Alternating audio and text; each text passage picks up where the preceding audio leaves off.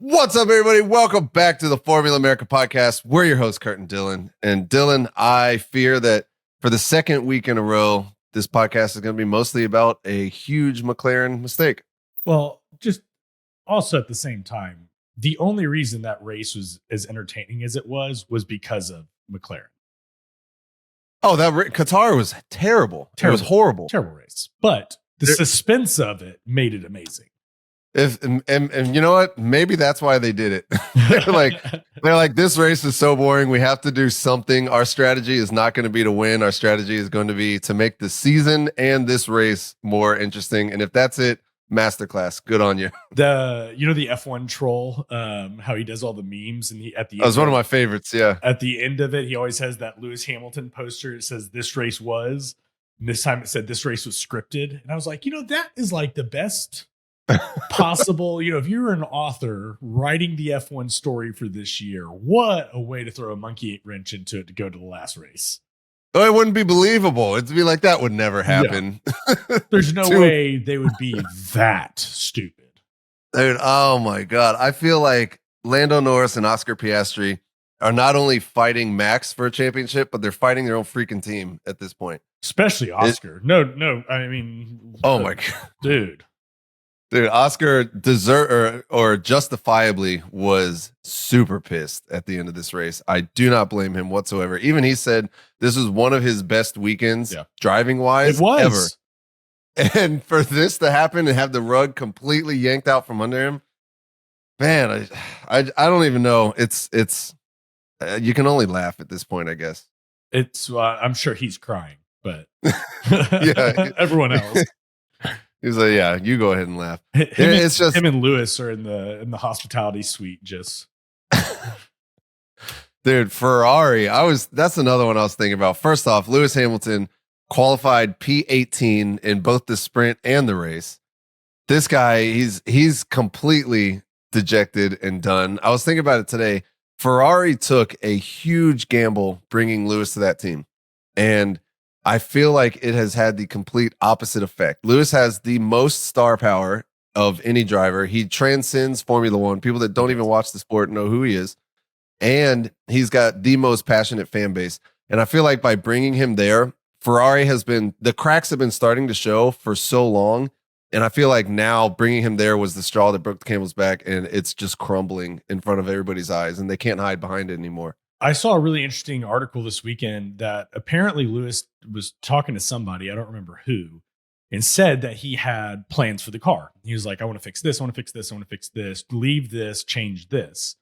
But they're not doing it. And I think that's a huge part of his frustration. That was why he left Mercedes, is because they weren't taking the direction he wanted them to take the car. And I can't help but wonder if this is what happened to Alonso, what happened to Vettel, what happened to everyone that's the big name that goes to Ferrari, is they get promised the world. I'm sure Ferrari was like, yeah, bring your plans over. We'll totally do that. And now that he's there, they're not doing it, which just probably adds to that frustration level. And you're talking about the cracks they're showing. I don't know that Alonso and Vettel were outspoken enough and had the fan base and the reputation for those cracks to really open. But with Lewis Hamilton, you do. Yeah, for sure. Well, it's and for years we've been talking about Charles Leclerc and the misery that he's been in. And then you see the radio message, it's starting to get bad. You saw the radio message this week where his engineer is like, oh, you have good pace, this. And he's like, don't say that. It's like, we're slow. Yeah. Stop. Just stop. It's just, I don't know what it is over there. Fred Vasseur, there was an interview with him. It was earlier, a couple races ago, I think. And he basically said that they stopped engineering or improving this car because they realized there's a fundamental flaw that they can't overcome. And so they're just, I guess, putting everything into next year. But man, and I know Lewis, he even said before, he's like, just stop on this car. Let's focus on next year. But that was months ago. And the amount of emotional turmoil this guy has been going through since then, it's just, I don't know. It's almost to the point where, like, is he going to make it to next year? Is he still going to be around? Yeah. Well, and the problem is, I think that the other side of the coin, and this is from the outside looking in, is that you have the media saying, should he be around? Should we put Ollie Behrman in there? Look at Kimi Antonelli. Maybe we should put the young blood in, and he's got more upward potential. And it's like, hey, pump the brakes. Hang on. Right. There's a deeper issue. We are talking about Lewis Hamilton here. Right. It's kind of like what happened with Checo. Checo got there to Red Bull, and he just the performance was so bad that everybody's like, hey, you got to get him out of there. Get him out of there, get the young guy in, and then it comes out that like, hey, there's actually a fundamental issue with this car. It's not just Checo as a driver. Just like it's not a 7-time champion isn't going to all of a sudden lose all of his talent. Yeah, like there has to be a deeper issue, and you even see it now with Leclerc too. So Ferrari is an abysmal weekend, and it's just been getting worse and worse for those guys. And it's almost more emotional for Ferrari because I don't know that you can point to it being any person's fault. It is the organization as a whole. The drivers are dejected. The team is dejected. It's sad. McLaren, on the other hand, there are two people at the top that, wow. And what amazed me, I think what makes my blood boil the most about it is I saw 2 interviews this morning, one from Toto Wolff about the weekend and one from Zach Brown saying we made the wrong choice. And Toto's seemed honest, hey, it wasn't the weekend we wanted. We didn't have the pace. Sure, Kimi did well, but like this wasn't what where we're wanting to be at. You could tell he was like frustrated, meant it, kind of like a James Vowles when he's up there. I think what he's saying is honest. I saw Zach Brown's interview in the paddock where he's like, yeah, we made the wrong decision. It happens. We're going to look on to next week anyway. We're still in the front. And it was just like the most used car salesman-y, slimy. I was just like, I dislike you even more now. Like that's the best way to put it. I've always kind of got that used car salesman vibe from Zach. No offense to all the used car salesmen out there, but there's a stereotype. He's got the belly for it. Yeah, exactly. He's like, you know what? Let me go talk to my manager and see what I can do. It's like, okay, I know you're not doing anything back there. But yeah, man. Why? So they said they didn't pit to get flexibility, which they're not wrong. But the problem is that is a plan of hope. Like, right. Yeah. Hope is never a plan. That is just that shouldn't be your plan A. Like Ferrari, that's like your plan F. Yeah. But they, because exactly at that point, you're basically hoping for another safety car. And which, if that would have happened, that would have been great. It would have negated, anything that they lost from that. But again, yeah, you can't bank on that. Hope. I don't know. I think that was kind of like a saving face comment. I think they just dropped the ball. And so the two big schools of thought is one, they completely just misread the situation and dropped the ball, which I think is very likely. And the other is that they were hesitant because they didn't want to be seen as favoring one of the drivers over the other, which either way, you pick something. Don't do what you did, because if you're looking at it logically, you can only go 25 laps on these tires. Everybody knows that. Yeah. So lap 7 means there's only 50 laps left. So that's the perfect time to pit. I feel like they should have like go, no go criteria written down. We're like, hey, if a safety car happens at this window, here's what we do. Well, and you have 2 drivers and the safety car went around 3 or 4 times. You screwed it on the first go around. Go the next one. Get your free pit stop. Sure, you're going to drop back in the order, but that's okay. You have the fastest car by a country mile. Yep. Like, take your free pit stop and take it on lap 8. That'd probably have been, had its own level of benefits to it, right? Like it was just a bad, in their whole, we don't want to favor either driver. Well, cool, you're going to lose now, because you would have probably favored Lando, but Oscar was in front, so you screwed both of them. Like, yeah. I mean, even the other option, which you see teams do all the time, because you're the first in the line of all the cars.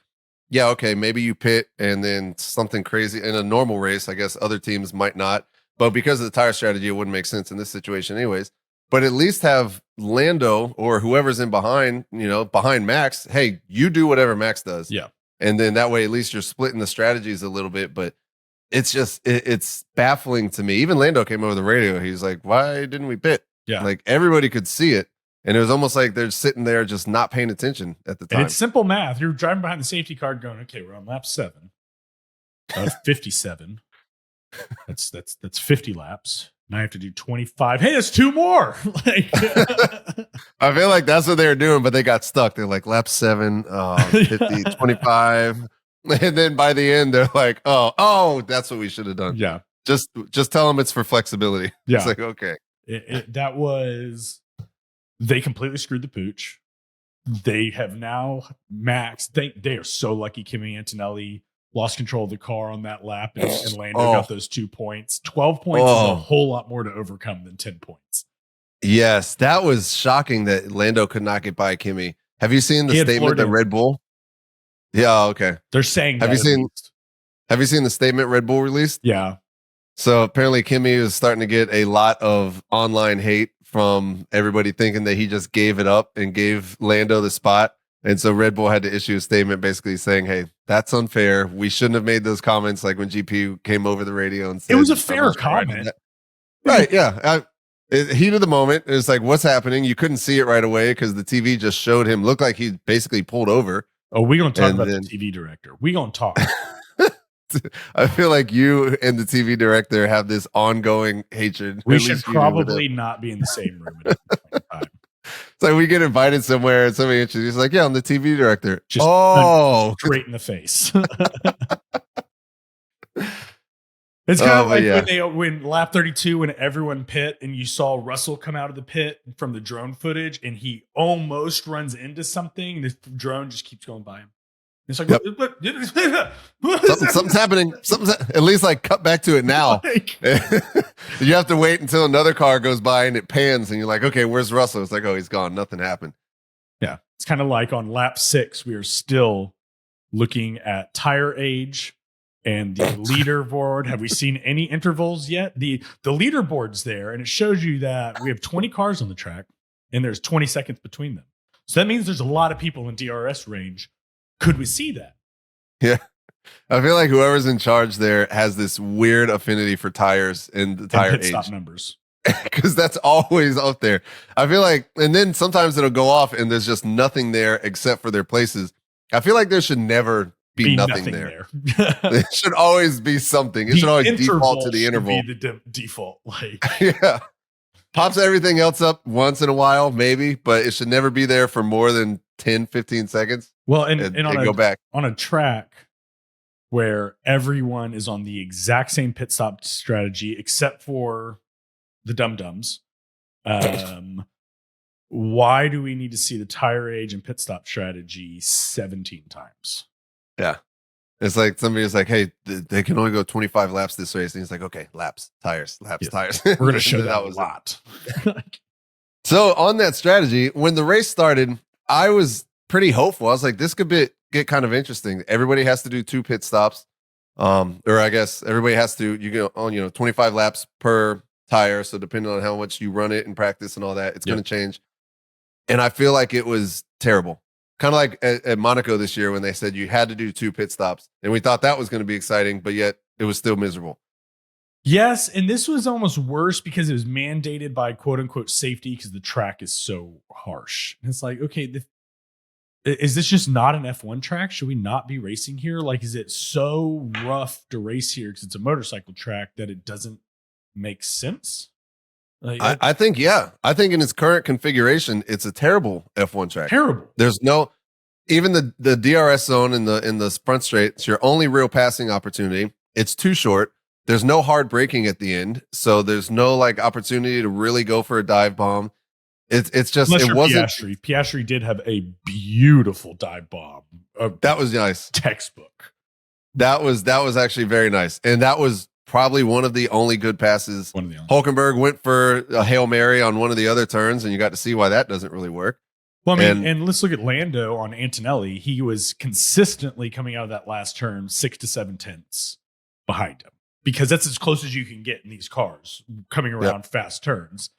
And he was nowhere near passing him. You had to be under a half a second to be even having a snowball's chance. And you can't get that close coming around the last corner. Like you're just kind of damned if you do and damned if you don't.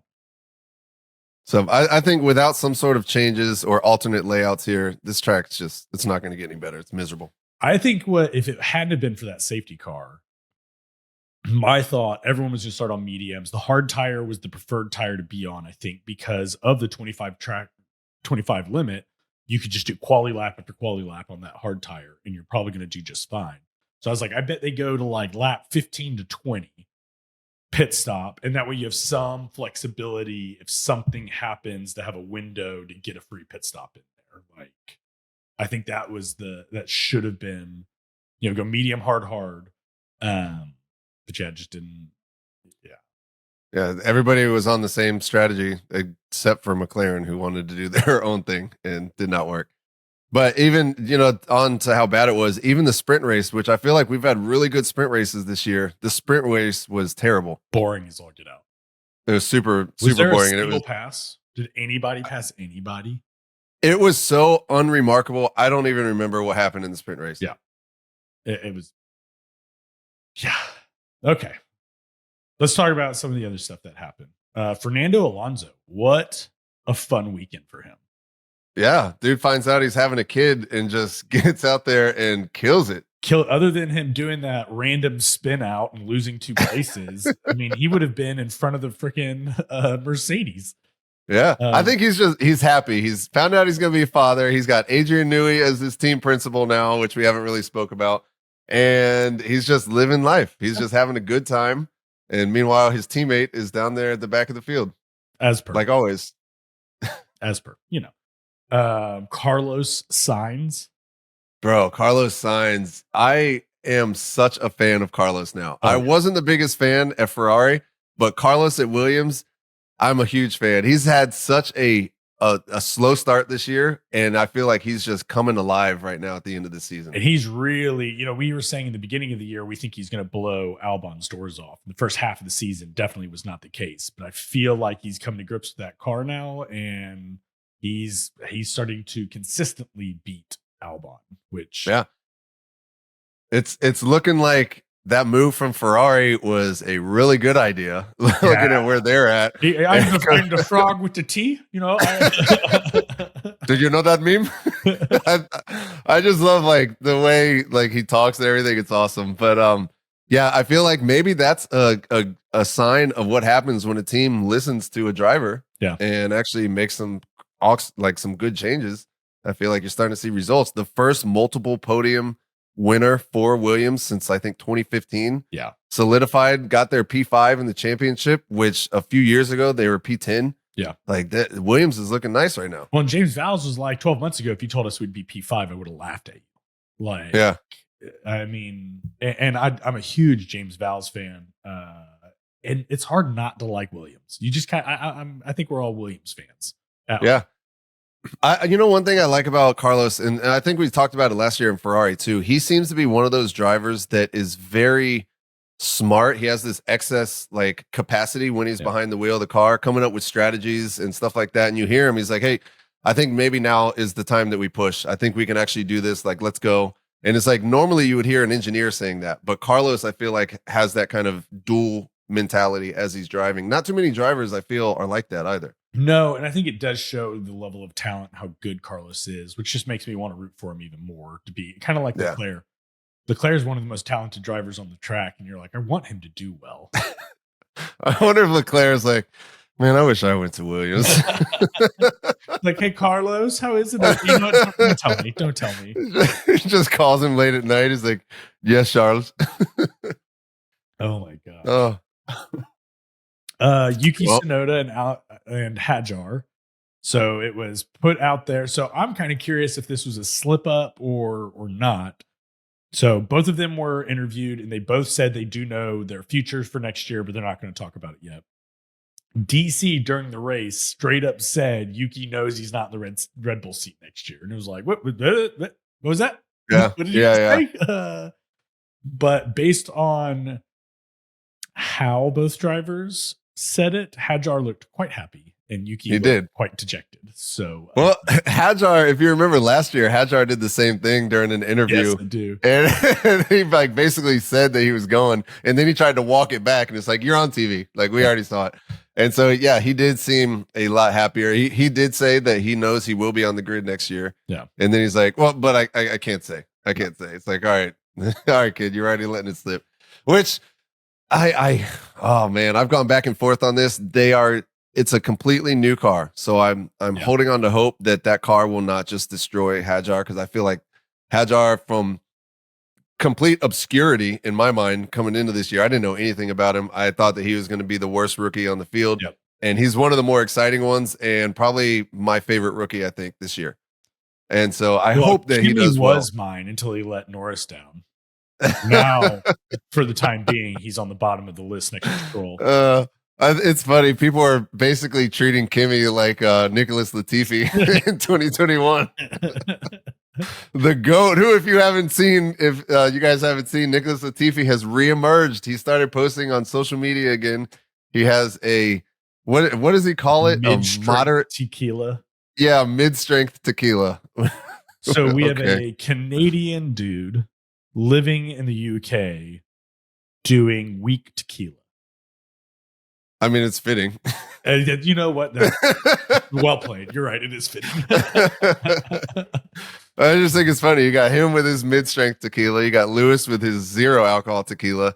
And then you got, Valtteri, he'll be back next year, so he counts. Valtteri with his gin. Yep. I wonder what else we got going on. Charles Leclerc, doesn't he have a wine? Or no, he's got ice cream. Danny Ricciardo's got the wine. Danny did have the wine. Yep, he does have the wine. Let's do our heroes and zeros. Oh, all right.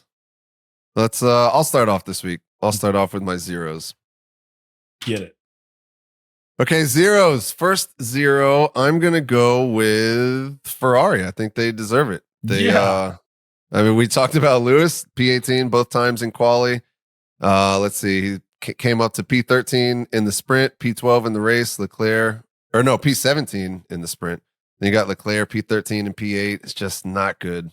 The cracks are not only showing, but I feel like the house in Maranello is crumbling at this point. Yeah, and when you at the end of the day, each one of these are business. And if I look at, what business do I want to get behind? Ferrari is the bottom of the freaking list.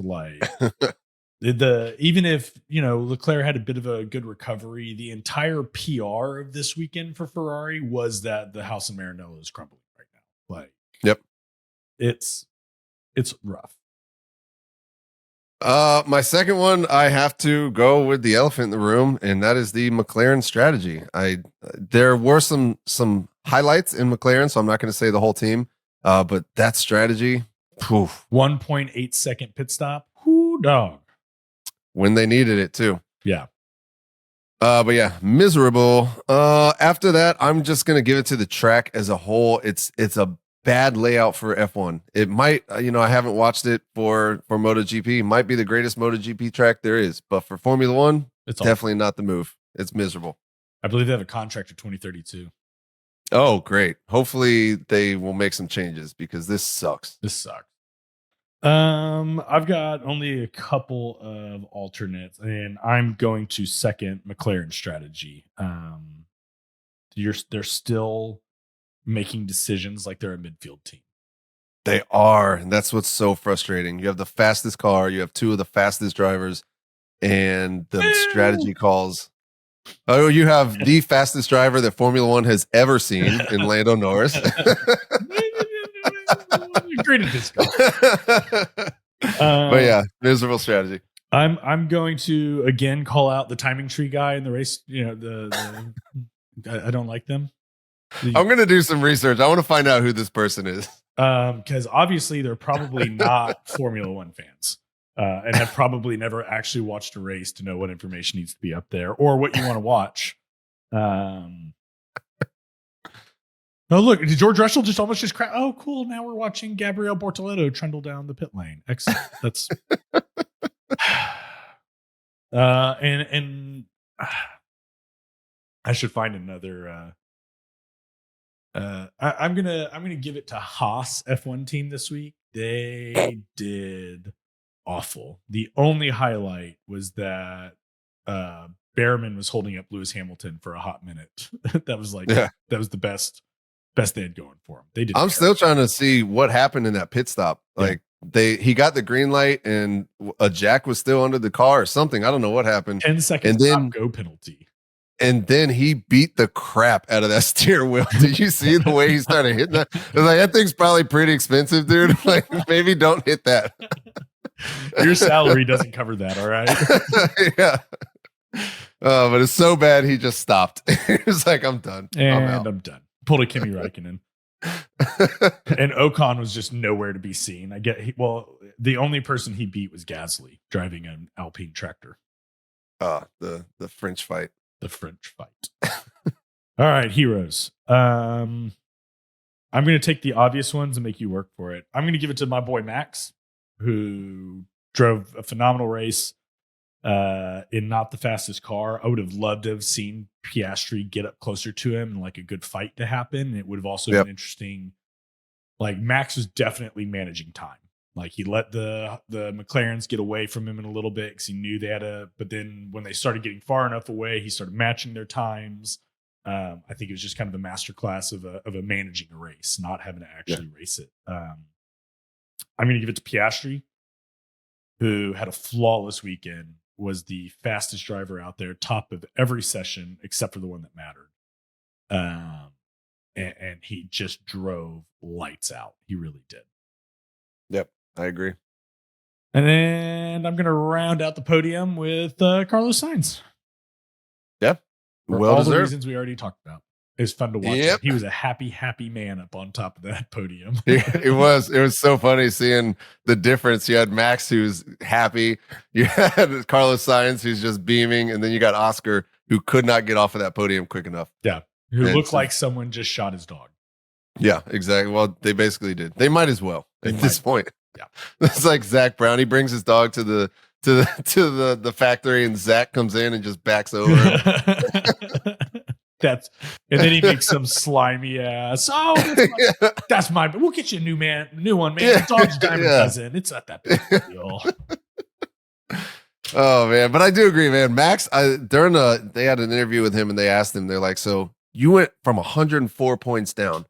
Now you are, what is he, 12 points away?" It's like, how does that happen? And he was like, "Look, we were just consistent and didn't make mistakes when other people made mistakes and we're not consistent." And it's 100% what's happened, man. It's incredible to see that he's been able to get that big spread down to so small. And now we're going to the final race in a 3-way battle, which has always been awesome for. Yeah. The other part of that interview that was so funny is they were like, "How nervous are you for next week?" And he was like, "I don't really think about it." Yeah. It's like, well, all right. And I'm sure on the other side, Lando is probably like, "Oh my God," like so nervous. Like, is the team going to screw me again? Is the car going to finish the race? Is like every little thing that can go wrong at this point. Now you're just like, you're just on pins and needles. I feel like you have to be. I was seriously thinking about that. Like, can you imagine being Lando, who's by far got the most pressure on him, and something happens that's not in your control in the race? You get Lance Strolled in turn 1. Do you just look like Danny Ricciardo in Singapore? Do you just sit in the car and cry? Like, yeah, basically. Like, that's got to be the most terrifying aspect of going. Like, Max has got 4 championships, and if he wins or loses next week, I don't think he's going to lose much sleep over it. If you are Lando, like, oof. The guy who for all his career has been shown as the one that cannot handle the pressure the most. Luckily, he's figured it out at the end, but this is the true test. This is the test. Yeah, he's about 6 days away from it. It's like he's sitting there. He's like, "Man, I wish I was stronger." And he's like, "Okay, you want to be tested? We're going to make you stronger now." Yeah. All right. So heroes, definitely had all those on my list. So I'm going to go down. I'm going to give it to the McLaren pit crew because when Lando, everything is going wrong, they threw him a bone and came out with a rapid pit stop that was perfectly timed to get him in front of Alonso. If that did not happen and he came out behind Alonso after that pit, this would be a much different scenario going into next week's race. Yeah, because Alonso probably would have battled him just for the shits and grins of it.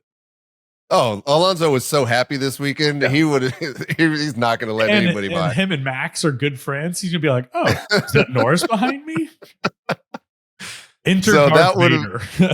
Yeah, exactly. And so Lando probably would have finished 6th, maybe. I don't know. Who knows? Yeah. I guess we'll never know. But anyways, so McLaren pit crew, I'm gonna stick it with Sainz. I think Sainz deserves it, man. Yeah. 2 podiums this year, and it's just incredible to see.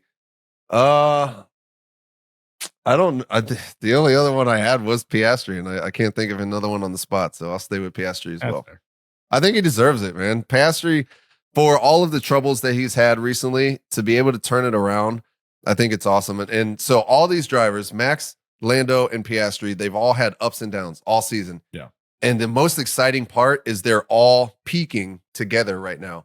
And so we're going into this last race separated by just a handful of points.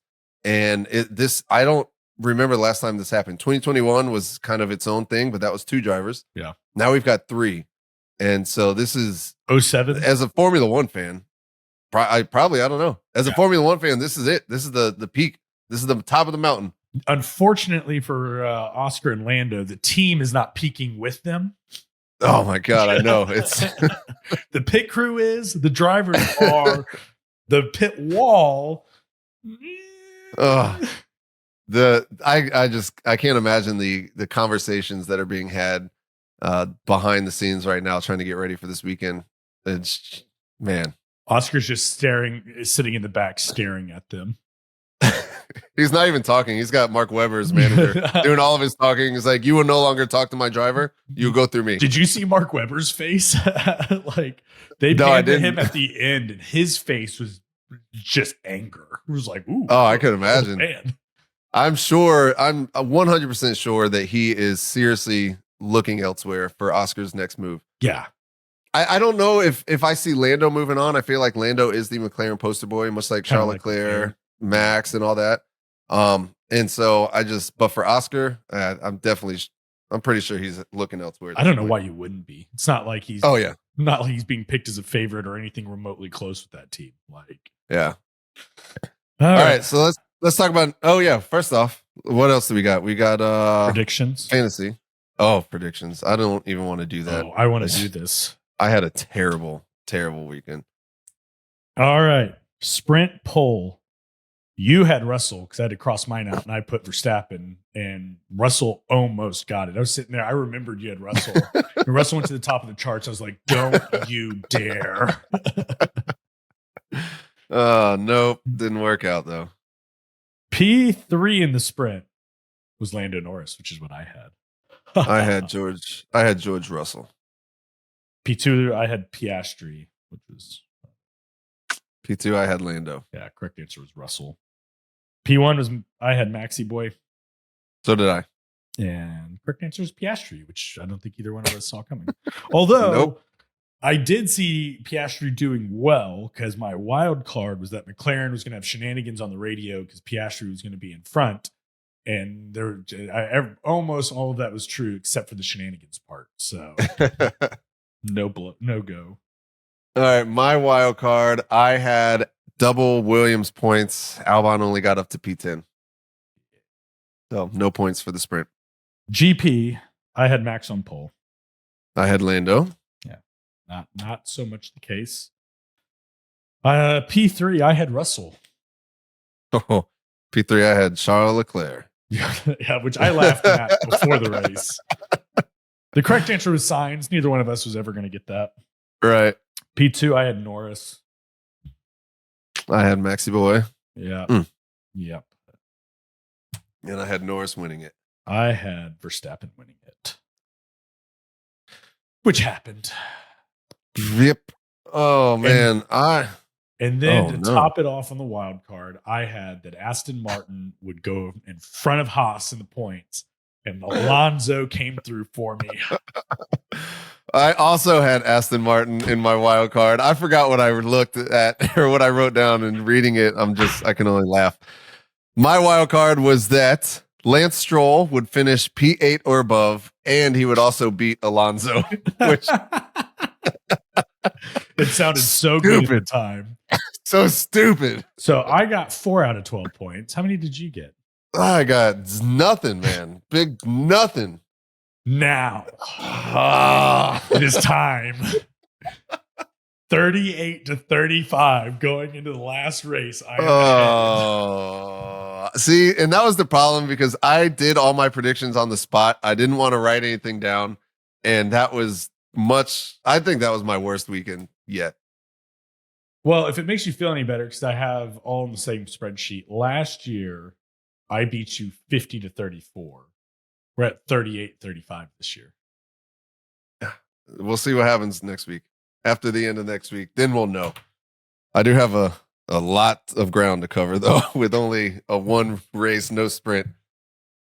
Finally, fantasy. We have some change-ups. We have F1 Racing Team Mexico overtook Advantage Max with a whopping 331. Wait a second. They have a limitless cost cap. They have Piastri, Norris, Verstappen, Russell, Leclerc, McLaren, and Mercedes. How do you have... We only have a $10 million cost cap, and that's a $40 million lineup right there. Okay, well, that does kind of take it away a wee bit. But Advantage Max moved to second. I am still in 9th place, and Kurt dropped down to 12th with only 79 points separating us. Man, I am just falling apart at the end of the season. The old Lando Norris special. Not this year, buddy. You're talking about the world champion right now. Well, it does say that he's the world champion on Formula One's website, so there is that. Oh, nice.